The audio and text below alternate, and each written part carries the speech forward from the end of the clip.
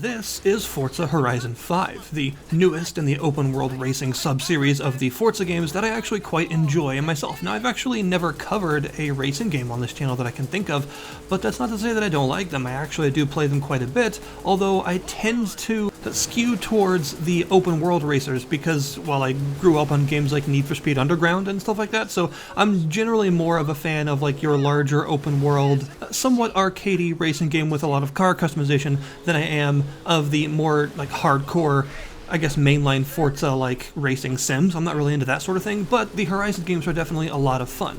So what does this game actually do differently from its predecessor? Well, first of all is obviously the setting. You're in Mexico this time, and Horizon 4 you were in the UK. And Mexico is a very highly varied place. You know, there's a lot of different biomes going on here, from like jungles to deserts to everything in between. So as far as biome variety goes, this is definitely, it takes the cake compared to the last game, which did have some variety in it for sure, but Mexico is just so much more than that. It's also about 50% larger as far as open world maps go. Now, I know a lot of people will tell you that an open world map that is more densely packed with stuff to do is better than one that's just larger, and I would tend to agree with that. But in a racing game, it works a little bit differently because racing around, just exploring, driving, is sort of part of the mechanics of the game, right? So having a large amount of places to go is important. So there doesn't necessarily have to be a bunch of stuff to do for a larger map to actually still be a good idea in a racing game, since just racing around is part of that stuff to do, right? This is definitely a bit more of a rally-focused experience, you could say, which I completely expected because it's Mexico. There's a whole bunch of very rally and cross-country style terrains to go across here, from like your very dense jungles for your more like muddy Gymkhana rally stuff, to your like cross-country desert landscapes, to going up a snowy mountainside, all sorts of things like that that make sort of off-road and rally courses highly varied in this game, so there's obviously going to be a lot of those. That is, of course, not to say that there's not plenty of street races, drag races, drift races and stuff like that too, because there most definitely are. But if I was to choose one sort of race type that I would say the map focuses on more, or has more of a variety of, or does better, it's definitely the rally and off-road and cross-country stuff that Mexico focuses on. The game is also beautiful, by the way. Horizon 4 was a very good-looking game, but this game, it definitely takes the cake. It is very, very pretty, especially with full ray tracing on, lots of really nice reflections and stuff, a lot of good weather effects. They've really upped the weather in this game in general, so you'll see more stuff like dust storms and like heavier rainstorms to actually affect things more, so you can see more weather that is more than just cosmetic, basically. But another one of the improvements that I wanted to talk about is actually something that you can't see at all, and that's the sound. They have really significantly improved the sound design of this game all over. There's a lot more variety in engine and exhaust sounds, which makes cars sound just better in general, but also more accurate to their real-life counterparts oftentimes than they did in Horizon 4. The game also uses a really impressive bit of ray-traced sound tech that means that sounds that reflect off of materials or bounce around cityscapes or echo through tunnels, just things that alter how sound should, well, sound, depending on where you're driving through and how fast you're going and stuff like that, is all simulated in a pretty accurate and really impressive way. So driving through a cityscape or driving through a countryside or whatever, it alters the sound that you hear from your vehicle and from other racers' vehicles accordingly, which is really impressive. It just means that cars sound more varied and more powerful now, as well as just having a lot more oomph to the overall sound design, the sort of soundscape, because of this ray-traced sound giving everything a more full-bodied sound in general. Another thing you'll notice if you've played a good amount of Horizon 4 is that the overall handling model has been improved in this game. In Horizon 4, all-wheel drive vehicles were pretty much dominant all the time. In most cases, all-wheel drive was like the best that you could do. It was just sort of better than everything else. It was objectively what you should be tuning for almost all the time in a lot of circumstances. But with this new handling model, that's no longer the case, and things like rear-wheel drive vehicles are now a lot more viable and a lot more competitive because that like all-wheel drive dominance isn't really the case anymore, since the handling is more detailed. But not only has the handling model been improved across the board, but also the amount of customization kind of blows Horizon 4 out of the water in terms of the vehicles, because there's so many more options now when it comes to fine-tuning your cars. Even simple stuff like engine swaps and like your transmission setups and things have a lot more variety in them, which means not only is there just more variety in builds for your cars, but it also means that cars have more variety in events that they can compete in effectively. often it was the case in Horizon 4 that you would get a car for a specific event type, and you would tune that car up for that one event. If you were doing like Gymkhana rally stuff, or if you were doing drag races or whatever, you had one car for everything.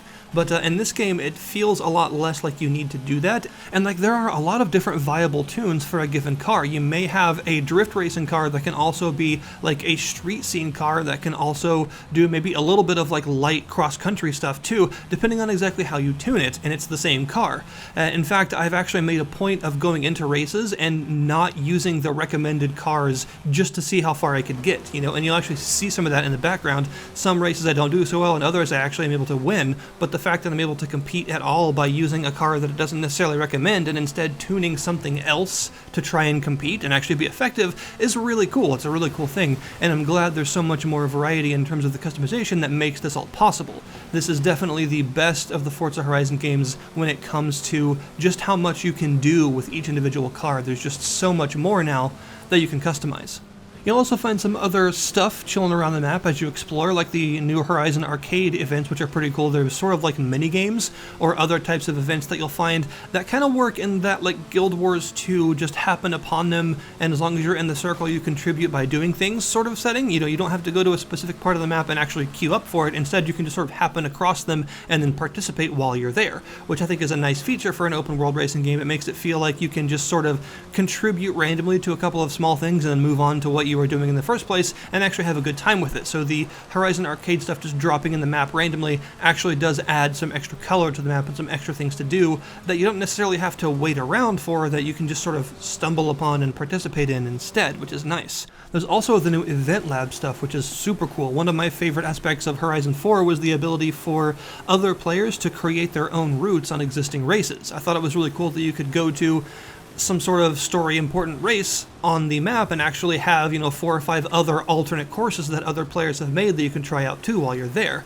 It just adds to the variety and adds to the longevity to have these player-made courses available on the map.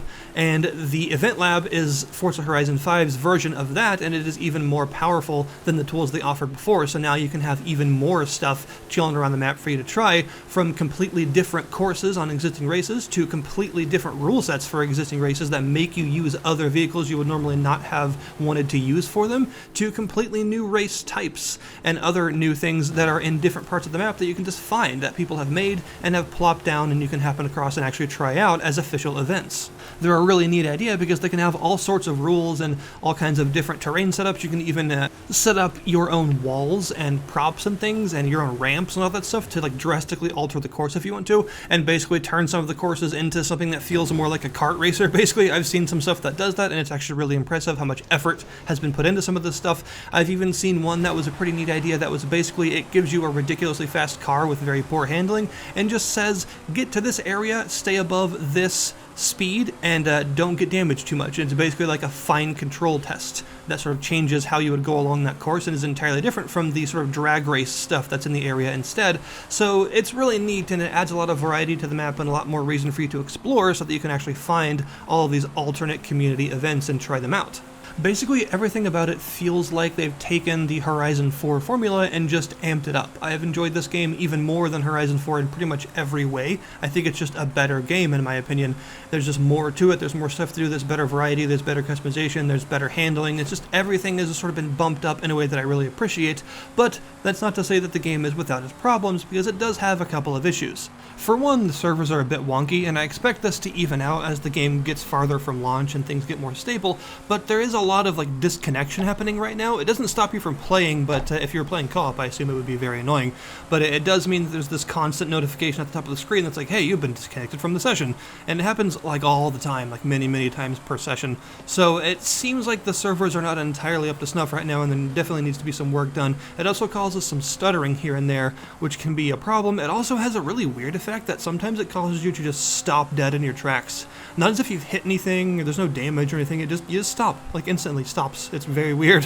It only happens very occasionally, but it's certainly quite odd, and it makes me think that there's some streaming issues occasionally. I've also had stuff like refuse to load in and cause some other graphical glitches and things here and there because of the streaming being so slow sometimes, because the servers are just like having an attack and don't know what to do. So that definitely needs to be worked on. The other complaint I have is that the difficulty is kind of strange. Now, I'm not going to say whether I think the game is too easy or too hard, because I'm not good enough at racing games to make a call like that, but I do think the difficulty is very inconsistent in this game. It has some weirdness and some kind of blatant AI cheating.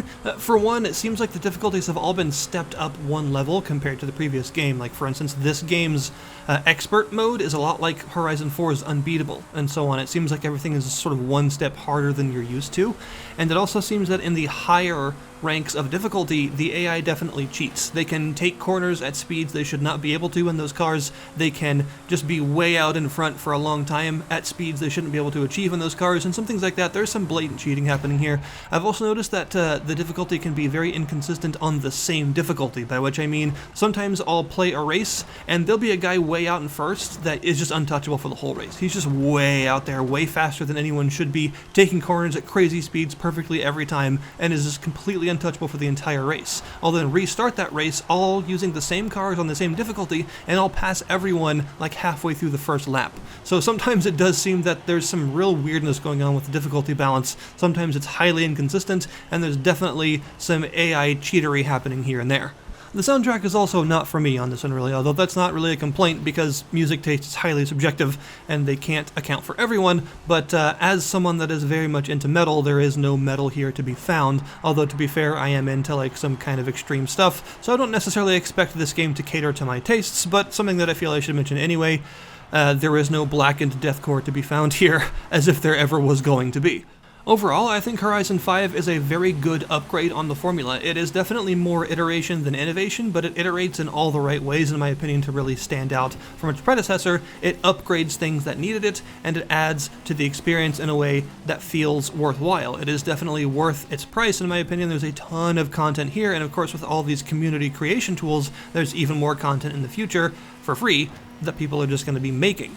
There's over 500 cars to collect at launch, and inevitably there will be more as parts of car packs and things. There's tons of events to try. There's the classic showcase events, the big flashy stuff for you to do, and a bunch of other sort of story-like missions to do, as well as the more open races, and a lot of customization stuff for you to get into. So this is definitely, it's very substantial. It feels like it's asking for a price that it can deliver on, if that makes sense. It feels like a AAA game that's actually worth the AAA asking price because the beefy amount of content that it has on offer actually makes that the case. And of course, I would personally highly recommend getting it on Game Pass, because for only $10, being able to play stuff like this as much as you want is a fantastic thing indeed. This is one of those games that's going to stay installed on my PC for a long time, something that I can just jump into and play for an hour every now and then when I'm like rendering a video or doing something else and need to pass the time, or if I want to dive in for 4 or 5 hours and do some crazy customization stuff. It's just one of those games that you can jump into and feel sort of comfy in because it's got a nice world and a lot of stuff to do.